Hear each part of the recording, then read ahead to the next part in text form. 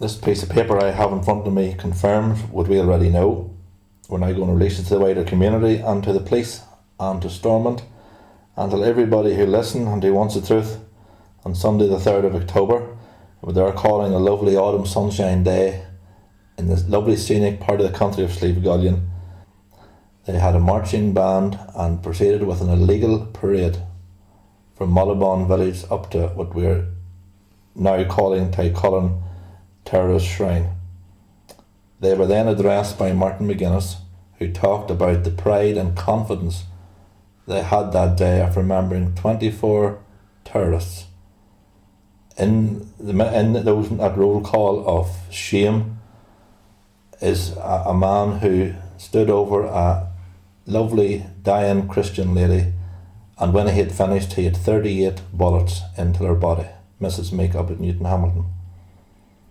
When I see that Martin McGuinness, our joint minister, who is making promises of doing things to allay and assuage our fears of the Unionist people, when I see our First Minister, and he is our First Minister, joint with Peter Robinson, he's addressing children, he's addressing impressionable young people.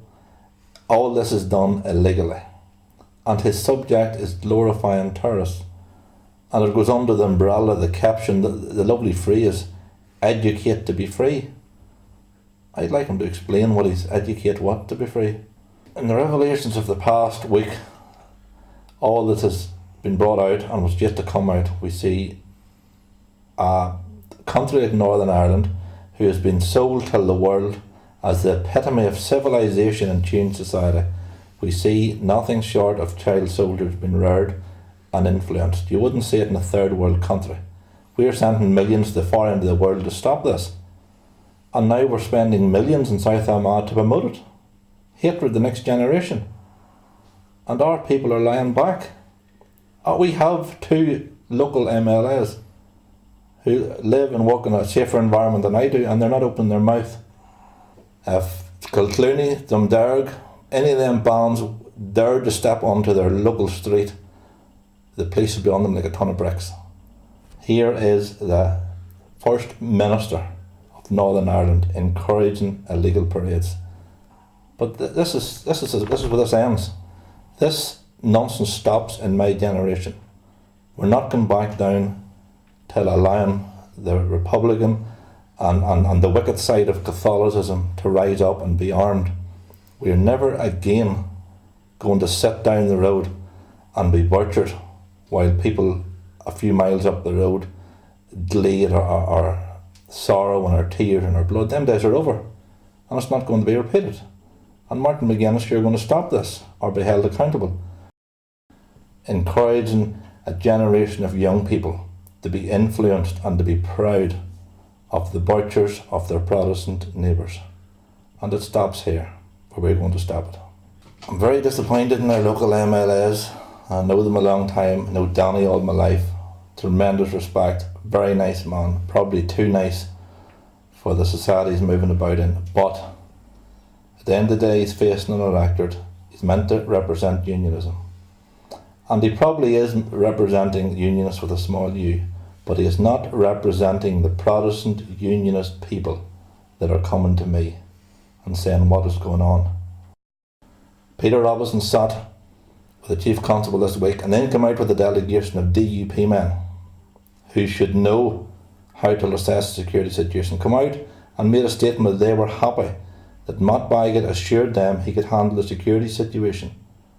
Westbrook Police Station was condemned 2 years ago. There was money spent in Newton Hamilton Police Station. They're still in Westbrook with rooms sealed off, chained in the corridors, and they're afraid to go in and place Newton Hamilton because they can't place it. Newton Hamilton and Crossmid Lane are nothing more than bomb shelters, and there is no proper placing in half of County Armagh, and the rest of us are sick looking at them with nonsense stopping in the road for lights. But you can put 38 rounds on a woman and go on a glorious death and a glorious commemoration and your name inscrolled, paid for by the British government. I'm wondering why the likes of myself and my other associates have to do this work. We're busy, we're flat out, There's men been well paid to look after the interests of Newry Armagh. They have never ever once uncovered anything of the rascality and fraudulent activity and paramilitary activity and even murderous activity.